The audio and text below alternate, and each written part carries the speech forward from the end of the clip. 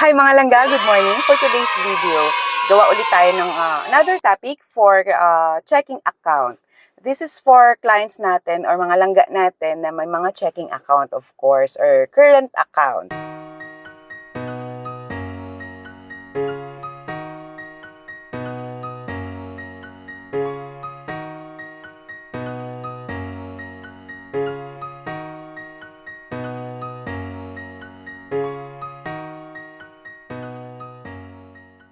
Question, kino-confirm ba yung mga check issuance or yung mga check na ini-issue mo kailangan ba i-confirm muna sa'yo or is it mandatory or part of the process ng mga taga-bangko na i-confirm lahat ng issuances regardless of the amount?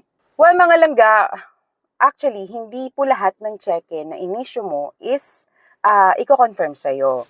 May mga certain amounts po na, for example, nasa policy ni bangko is 100 to 200,000 pataas needs confirmation. May mga bangko pong ganun. May mga bangko naman na discretion ng branch kung i-confirm o hindi. Pero basta meron certain amount yung amount na binanggit ko is just an example. So let's say, yung policy ni bank is all transaction from 200,000 and up should be confirmed to the signatory. Ang gagawin syempre ng mga taga-bangko, i-confirm yun kasi nasa part of the process yun eh. Otherwise, pag nakita naman na okay yung details, okay yung perma, walang technicality sa cheque, hindi na po siya i-confirm.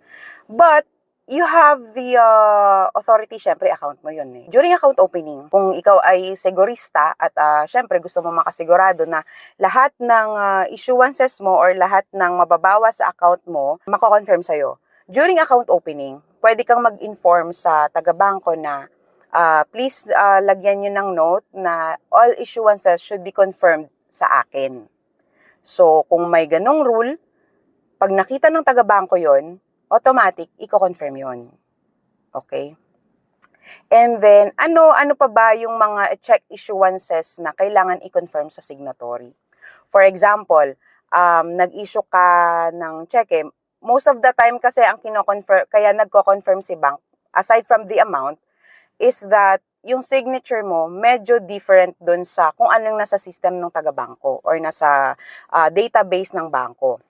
So kapag kunwari, iba, that's the best time to confirm sa signatory. So mga langga, kung ikaw ay account holder, make sure na yung landline or mobile number mo is updated. Alright. What if naman nasa ibang bansa ka, so may mga cheque kang iniwan, tapos may nag-handle lang dito or whatever, basta yung case mo is nasa ibang bansa ka, tapos may mga check issuances ka dito. So, make sure nyo din na yung email nyo, or let's say Viber or whatever, make sure nyo na it's updated and naka-indicate doon upon account opening para may matulungan mo yung taga-bangko kung paano ka i-reach. Kasi if mobile number lang yan or landline number pero nasa ibang bansa ka, syempre on our side or for the bank side, mahirapan po mag-confirm. So, paano kapag hindi na-confirm? Pag hindi po na-confirm, of course, since nakita na may technicalities or may problem yung cheque, syempre hindi na po siya ipoprocess ng taga-bangko kasi nga initially may problema na yung account. So, ibabalik po yun sa inisyuhan nyo, tapos inform sila na coordinate sa inyo prior to processing kasi nga may kailangan i-confirm at hindi siya ma-process kasi nga hindi po kayo makontak. And then, the other technicalities po is pag kunwari nakalimutan mong pondohan, may time na hindi ka natatawagan, i-inform na lang inisyuhan mo na, ma'am, sir, coordinate nyo na lang po sa nag-issue kasi po may problem lang yung account or hindi lang po siya ma-process as of the moment. Baka po may delay lang, pa-inform na lang po yung nag-issue sa inyo. Or may time din na si bank employee mismo magre-reach out sa inyo to inform you na, sir, hindi po namin ma-process yung issue ninyo kasi po yung pondo nyo is kulang. Uh-oh. Yun, or yung kung hindi man kulang pero may naka-float na hindi pa available, so technically kulang pa din. So, yung available balance is hindi sufficient to issue or to release the fund ng equivalent doon sa inisyue yung cheque.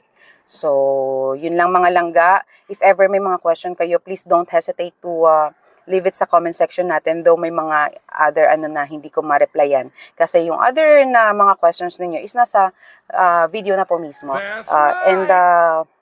Yun mga langga, kung may natutunan ka sa video na to, please do like and subscribe kung hindi ka pa po nakasubscribe sa channel na to. And click the notification bell para po ma-notify kayo ng mga bago kong uploads.